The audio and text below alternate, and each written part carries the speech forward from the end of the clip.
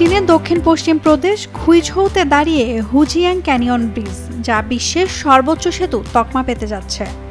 ৬২৫ metre উচ্চতার সেতুটি সম্প্রতি সফলভাবে পেরিয়েছে লোড বেয়ারিং পরীক্ষা। আগামী সেপ্টেম্বরের শেষ দিকে খুলে দেওয়া হবে যান চলাচলের জন্য। ৫ দিন ধরে ৩৩৬০ টন ওজন চাপিয়ে পরীক্ষা করা হয়েছে কাঠামোগত শক্তি, দৃঢ়তা আর নিরাপত্তা। ভিডিওতে দেখা যায় সেতুটিতে একে একে প্রবেশ করছে ৯৬টি ভারী ট্রাক। এরপর ট্রাকগুলো সেখানে অবস্থান করে। পদ্মা সেতু, মেট্রো রেল এবং এলিভেটেড এক্সপ্রেসওয়ে নির্মাণের গর্বিত অংশীদার বসুন্ধরা সিমেন্ট। ধারণ ক্ষমতা পরীক্ষার পরিচালক লেইমিন বলেন, এবার আত্মবিশ্বাসের সাথেই গাড়ি চলবে বিশ্বের মাথা ছোঁয়া এই সেতুতে। আমরা এই সেতুর সর্বোচ্চ সক্ষমতা যাচাই করেছি।